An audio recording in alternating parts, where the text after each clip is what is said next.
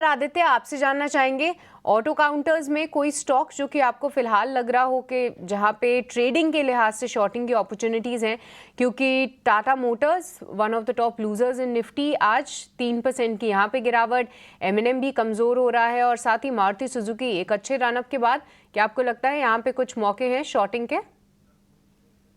शिष्य जी, मुझे लगता है कि बाजार का ओवरऑल ट्रेंड थोड़ा सा इंडिसाइसिव है, क्योंकि जियोपॉलिटिकल न्यूज आ रही है। तो जो भी सेक्टर्स और स्टॉक्स है वो निफ्टी के ही ट्रेंड में चल रहे हैं इन टैंडम। तो जो इंडेक्स का ट्रेंड तय होगा उसी के साथ सेक्टर्स और स्टॉक्स का ट्रेंड तय होगा।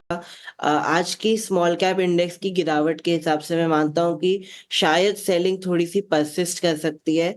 तो थोड़ा सा कन्विक्शन सेल नहीं है, बट एक सेल व्यू बना सकते हैं हम टाटा मोटर्स पे at current levels of 985। Stop loss रहेगा 1025 का, और टारगेट रहेगा 950 से लेके 930 का।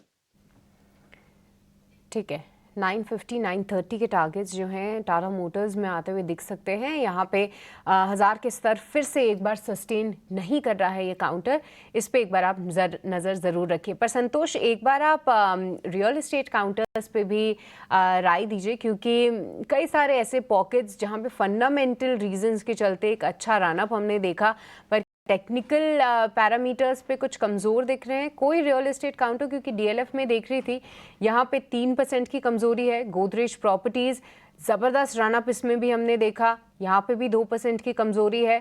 कोई स्टॉक देखिए डीएलएफ में अब 4% की कमज़ोरी हो चुकी है, जब मैंने चेक किया था तो 3% थी। गोदरेज प्रॉपर्टीज़ यहाँ पे भी 2% की गिरावट है। कोई स्टॉक जो कि रियल एस्टेट पैक से आपको शॉर्ट के लिए पसंद आ रहा है? इस टेक्निकली देखें तो डीएलएफ और रियलिटी दोनों ही अपने इंपॉर्टेंट मूविंग एवरेजेस के नीचे फिसले हैं। डीएलएफ अपने 20 और 50 डे मूविंग एवरेज के नीचे फिसला है। हालांकि ऑलरेडी स्टॉक 4% गिर चुका है, तो रिस्क रिवॉर्ड फेवरेबल नहीं है। लेकिन अगर कोई शॉर्ट करना चाहता है तो उसके लिए 880 का स्टॉप लॉस रहेगा। नीचे अगर आता है तो शायद 840 तक के लेवल देखने को मिल सकते हैं।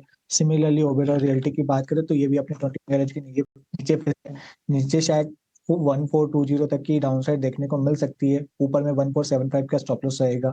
और अगर आपको इस कमजोरी में बाइंग स्टॉक ढूंढना है तो मुझे लगता है ब्रिगेड पे नजर रखना चाहिए। वो स्ट्रॉन्ग काउंटर है, यहाँ पे ज्यादा कमजोरी नजर नहीं आ रही है, मार्केट में रिकवरी आती है। ये स्टॉक लीड कर सकता है रियल एस्टेट स्पेस में।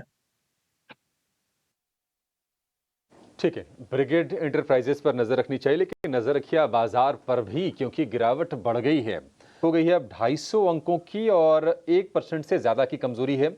निफ्टी बैंक की बात करें तो 625 अंक नीचे है निफ्टी बैंक, 47,900 के पास आकर कारोबार करता हुआ दिख रहा है। सेंसेक्स से 800 अंक नीचे, लेकिन ब्रॉडर मार्केट में तकलीफ थोड़ी सी ज्यादा है, क्योंकि स्मॉल कैप इंडेक्स से 3.5% नीचे। और अगर आप मिड कैप इंडेक्स को देखेंगे तो 1200 अंकों की भारी भरकम गिरावट मिड कैप इंडेक्स में दिख रही है। एडवांस डिक्लाइन रेशियो 100 शेयर सिर्फ इस वक्त हरे निशान में एनएससी के जो शेयर्स हैं, और 2085 यानी करीब 2100 शेयर इस वक्त लाल निशान के साथ कारोबार कर रहे हैं। अभी थोड़ी देर पहले हमने ये भी देखा था कि टीसीएस के साथ साथ, टीसीएस के पीछे पीछे अगर आप कहें ज्यादा बेहतर है, एचसीएल टेक और इन्फोसिस भी हरे निशान में आए, लेकिन अब ये दोनों शेयर फिर से लाल निशान में फिसल गए हैं। इन्फोसिस और एचसीएल टेक, टीसीएस में 0.25% के आसपास की बढ़त के साथ कारोबार हो रहा है, और निफ्टी के बढ़ने वाले शेयरों की संख्या भी घट रही है।